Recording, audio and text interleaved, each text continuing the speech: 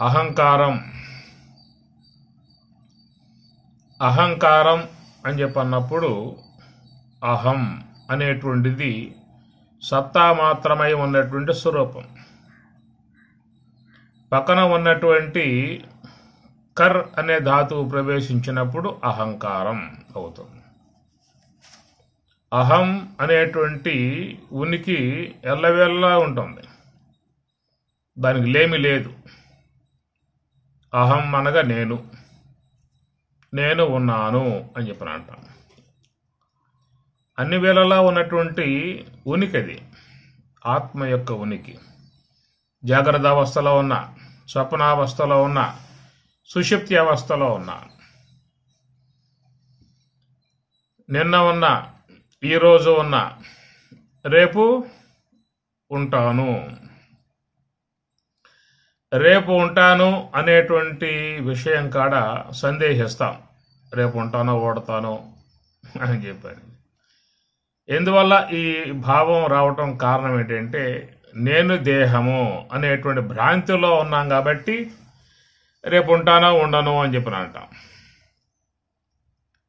నేను ఆత్మను అనేటువంటి భావన కనుక ఉన్నట్లయితే రేపు కూడా ఉంటాను. అందుచేత ఆత్మకు లేమి లేదు, దేహానికి ఉనికి లేమి అనేటువంటివి ఉంటాయి. అందువల్ల దేహభ్రాంతిలో ఉన్నటువంటి వ్యక్తి రేపు ఉంటానో ఉండను అనే మాట మాట్లాడతాడు. నేను ఆత్మను, నేను దేహం కాదు ఆత్మను అనేటువంటి భావన ఉన్నటువంటి వ్యక్తి రేపు ఉన్నాను. ఈ విధంగా సత్తా మాత్రం నిన్న ఉన్నా, ఈరోజు ఉన్నా, రేపు ఉన్నా, పోయిన వారంలో ఉన్నా, ఈ వారంలో ఉన్నా, వచ్చే వారంలో ఉన్నా, పోయిన నెలలో ఉన్నా, ఈ నెలలో ఉన్నా, వచ్చే నెలలో ఉన్నా, పోయిన సంవత్సరం, ఈ సంవత్సరం, వచ్చే సంవత్సరం, పోయిన దేహం, ఈ దేహం, రాబోయే దేహం, ఉన్నాను. కాబట్టి ఉన్నాను అనేటువంటి ఉనికిని లేమి చెప్పే అవకాశం లేదు. అది అన్ని వేళలా ఉన్నది.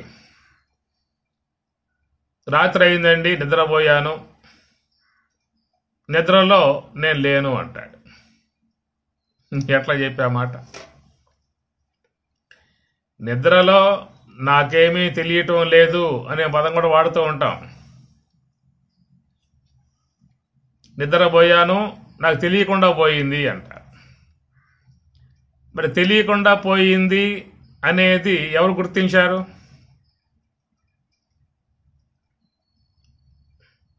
తెలియకుండా పోయింది అనే అనుభవం ఎవరికి ఏర్పడింది? నీకేక. కాబట్టి అక్కడ నువ్వు ఉన్నావు, అయితే తెలియకుండా పోయింది అన్నావు. ఏం తెలియకుండా పోయింది? ఇంతకుముందు ప్రపంచం తెలియబడతా ఉన్నది, ఈ తెలియబడే ప్రపంచం తెలియబడటం లేదు. కారణం ఏమిటి? ఇంతకుముందు జ్ఞానేంద్రియాలతో సంబంధం పడి ఉన్నాం కాబట్టి జ్ఞానేంద్రియాల సహకారంతో తెలుసుకునే విధానముగా ఉన్నాయి. ఇప్పుడు జ్ఞానేంద్రియములు, కర్మేంద్రియములు, అంతరేంద్రియాలు మొత్తం లయమైపోయాయి కాబట్టి తెలియటము లేదు. కనుక ఇంద్రియములు జడత్వమును పొందాయే తప్ప నీవున్నావు. విశ్వం తెలియబడుతూ ఉన్నప్పుడు నీవున్నావు, విశ్వం తెలియబడటం లేదు అన్నప్పుడు అప్పుడు నీవున్నావు.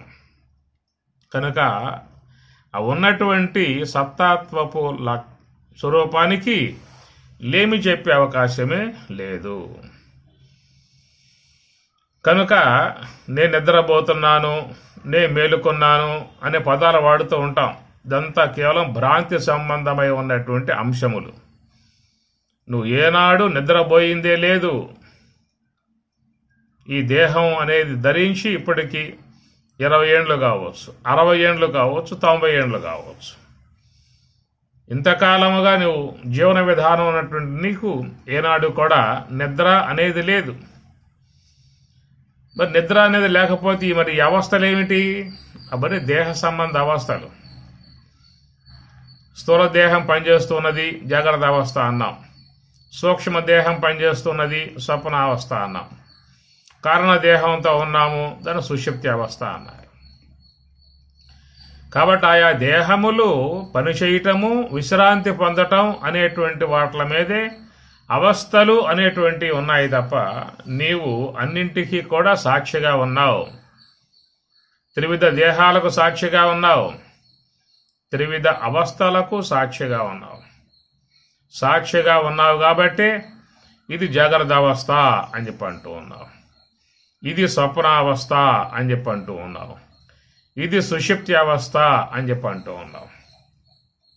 కనుక జాగ్రత్త అవస్థ ఎట్లా తెలియబడుతూ ఉన్నదో స్వప్నం కూడా తెలియబడుతూ ఉన్నది, సుషుప్తి కూడా తెలియబడుతూ ఉన్నది.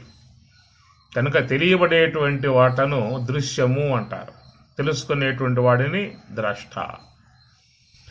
తెలియబడుచున్న విశ్వంబు దృశ్యమనుసు, తెలివినై సర్వమును గాంచు దృక్కు నేను, మిగుల నా కంటే నన్య ఇంకేమి లేదు, మిగుల నాకంటే నన్యమేమియును లేదు, సత్యమిది సర్వవేదాంత సంగ్రహంబు. తెలియబడుచున్న విశ్వంబు దృశ్యమనుసు, తెలియబడేటువంటివన్నీ కూడా దృశ్యములే. తెలుసుకునేటువంటి వస్తువు ఆత్మ, అది సత్తా మాత్రమై ఉన్నటువంటి ఉనికి కలిగే ఉన్నటువంటిది ఆత్మ. కనుక అట్టి ఆత్మయగు నేను, ఆ నేనుని అహం అని చెప్పే విధానంగా ఉంటుంది. అహం మరి కారం ఏమిటి? కారం అని చెప్పనంటే చేయటం, కారకుడు అంటే చేయటము. కరోతి చేస్తూ ఉన్నాడు, అహం కరోమి నేను చేస్తూ ఉన్నాను. ఈ చెయ్యటము అనేటువంటి క్రియా విధానం అంతా కూడా దేహేంద్రియముల యందు ఉన్నది. ఈ క్రియలు అనేటువంటి ప్రధానముగా త్రిగుణములు, సాత్విక, రాజసిక, తామసిక.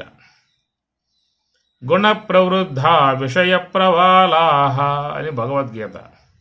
గుణ ప్రవృద్ధ, ఈ ప్రవృత్తి విధానమంతా కూడా గుణాల వల్ల ఏర్పడుతుంది. సాత్వికం ఉన్నట్లయితే సాత్విక సంబంధ క్రియలుంటాయి, రజోగుణం ఉన్నప్పుడు రజోగుణ సంబంధ క్రియలుంటాయి, తమోగుణం దాని సంబంధ క్రియలు. తమోగుణం వల్ల ఏర్పడింది స్థూలదేహం, గోళకాత్మికమై ఉన్న స్థూలదేహం తమస్సు చేత ఏర్పడ్డటువంటిది. 20 తత్వాలు కలిగి ఉన్నటువంటి స్థూలదేహం తామసిక సంబంధమై ఉన్నటువంటి వస్తువు. ఇక సూక్ష్మదేహ విషయంగా చూసినట్లయితే సూక్ష్మదేహం మరి 19 తత్వాలుగా చెప్పబడుతుంది శాస్త్రంలో. మరి దాంట్లో కర్మేంద్రియములు, ప్రాణవాయువులు ఇవి రజోగుణం అనే దానిని అనుసరించి పనిచేసేటువంటివిగా ఉన్నాయి. జ్ఞానేంద్రియములు అంతఃకరణం, అంతఃకరణం లోన ఉండి పనిచేసేటువంటిది. దాన్ని మనస్సు, బుద్ధి, చిత్తం, అహంకారం అని చెప్పి అన్నారు. ఈ ప్రకారముగా జ్ఞానేంద్రియములు, అంతఃకరణం ఈ రెండు కూడా సాత్వికం వల్ల ఏర్పడ్డటువంటివి. కాబట్టి సాత్వికం ద్వారా ఏర్పడ్డటువంటివి కాబట్టి అవి తెలుసుకునే విధానం కలిగి ఉన్నాయి. రజోగుణం ద్వారా ఏర్పడ్డటువంటివి కాబట్టి కర్మేంద్రియములు పనిచేసేవిగా ఉన్నాయి. వాటి పేరే కర్మేంద్రియములు. కర్మ అంటే పనిచేయటం వరకే, తెలుసుకునే విధానం ఉండదు. అట ప్రాణవాయువులు కూడా తెలుసుకునే విధానం ఉండదు, పనిచేస్తూ ఉండటం వరకే. అందుచేత ఈ ప్రకారముగా మన శరీరములో ఉన్నటువంటివన్నీ కూడా ప్రకృతి వస్తువులు. సత్వగుణము, కృ రజోగుణము, తి తమోగుణము. ఈ ప్రకారముగా ప్రకృతి అయి ఉన్నటువంటి ఈ 20 తత్వములతో ఉన్న స్థూలదేహము, 19 తత్వాలు కలిగినటువంటి సూక్ష్మదేహము, ఇవన్నీ కూడా ప్రకృతి ధర్మాన్ని అనుసరించి అవి పనిచేసేటువంటివిగా ఉన్నాయి. ప్రకృతే క్రియమానాని గుణై కర్మాణి సర్వశః. ప్రకృతే క్రియమానాని, ఈ ప్రకృతే క్రియమానాని వ్యవహారం చేసుకోబోతా ఉన్నది. ఆ వ్యవహారం చేసుకోబోయేటువంటి ఆ దేహేంద్రియాదుల యందు తాను ఉన్నటువంటి విధానాన్ని గమనించి ఆత్మజ్ఞానం పొంది ఉన్నటువంటి మహాత్ముడేమంటాడు, అవి కేవలం వాటి స్వభావాన్ని అనుసరించి పయనిస్తూ ఉన్నాయి, నాకేం సంబంధం లేవంటాడు జ్ఞాని. పశ్యన్ శృణ్వన్ స్పృశన్ జిఘ్రన్ అశ్నన్ గచ్చన్ స్వపన్ శ్వసన్ ప్రలపన్ విసృజన్ గృహ్ణన్ ఉన్మిషన్ నిమిషన్నపి ఇంద్రియాని ఇంద్రియార్థేషు వర్తంతే ఇది ధారయన్. వర్తంతే ప్రవర్తిస్తూ ఉన్నాయి. ఇంద్రియాని ఇంద్రియార్థేషు, ఇవన్నీ కూడా వాటి విషయాలలో ప్రవర్తిస్తూ ఉన్నాయి. ఆ ప్రవర్తించే విధానం వాటికి సృష్టిలో ప్రకృతి ద్వారా స్వాభావికముగా వచ్చి ఉన్నటువంటి విధానం. నేత్రేంద్రియం చూస్తుంది, అది దాని యొక్క స్వాభావిక కర్మ. శ్రోత్రేంద్రియం వింటున్నది, దాని యొక్క స్వాభావిక కర్మ. అట్లనే ప్రాణవాయువులు నడుస్తూ ఉన్నాయి, అవి స్వాభావికంగా వచ్చిన కర్మ. అట్లా దేహం కూడా బాల్యంపై యవనంపై వృద్ధాప్యం అనేది పొందుతూ ఉన్నది. ఇవన్నీ కూడా మన ఆజ్ఞతో పనిచేస్తున్నటువంటివి కావు. అవి ప్రకృతి నియమాన్ని అనుసరించి అన్నీ కూడా ప్రవర్తించేటువంటివిగా ఉన్నాయి. కాబట్టి ఆ ప్రకారముగా ఆ ప్రకృతిలో ఉన్నటువంటి మరి ఆ ఆత్మస్వరూప జ్ఞానాన్ని పొంది ఉన్నటువంటి మహాత్ములు దేహ ధర్మములు ఇవన్నీ కూడా నావి కావు, నేను కేవలం సచ్చిదానందమై ఉన్నటువంటి ఆత్మస్వరూపుణ్ణి అనే భావన మరి జ్ఞానం పొంది ఉన్నటువంటి అపరోక్షానుభవాన్ని పొంది ఉన్నటువంటి మహాత్ముల యందు ఈ భావం ఉంటుంది. అలాంటి తాత్విక జ్ఞానం లేకుండా, బ్రహ్మజ్ఞానం లేకుండా ఉన్నటువంటి వారు మాత్రమే ఈ దేహేంద్రియాది కర్మలు తన మీద ఆరోపితం చేసుకుని వ్యవహరించే విధానంగా ఉంటుంది. అట్లా దేహ ధర్మములు గాని ఇంద్రియ ధర్మాలు గాని తనపై ఆరోపితం చేసుకున్నాడు. నేను పుట్టాను, నేను చనిపోతాను అని చెప్పాను. ఇది కేవలం దేహధర్మం. దేహం పుడుతుంది, దేహం మరణిస్తుంది. అట్లా దేహ సంబంధమై ఉన్న ధర్మాలు తన మీద ఆరోపితం చేసుకుంటూ ఉన్నాడు. నేను బాల్యుణ్ణి, నేను యవనస్తుణ్ణి, నేను వృద్ధాప్యుణ్ణి అని చెప్పని, నేను బ్రాహ్మణుణ్ణి, నేను క్షత్రియుణ్ణి, నేను వైశ్యుణ్ణి, నేను ఇట్లాగా శూద్రుణ్ణి, ఇలాంటివన్నీ కూడా కుల సంబంధమై ఉన్న భావాలు పైనేసుకోవటం. బ్రహ్మచారిని, గృహస్థుణ్ణి, వానప్రస్థుణ్ణి, సన్యాసిని, ఇవన్నీ కూడా తన మీద ఆరోపితం చేసుకోవటం. ఇట్లా దేహ సంబంధమై ఉన్నటువంటి లక్షణాలు, ధర్మాలు తన మీద ఆరోపితం చేసుకున్నాడు. అట్లా ఇంద్రియ సంబంధమై ఉన్న ధర్మాలు తన మీద ఆరోపితం చేసుకున్నాడు. నేను చూస్తూ ఉన్నా, నేను మాట్లాడుతూ ఉన్నా, నేను వింటూ ఉన్నా, నేను నడుస్తూ ఉన్నా, ఇవి ఇంద్రియ సంబంధ ధర్మాలు.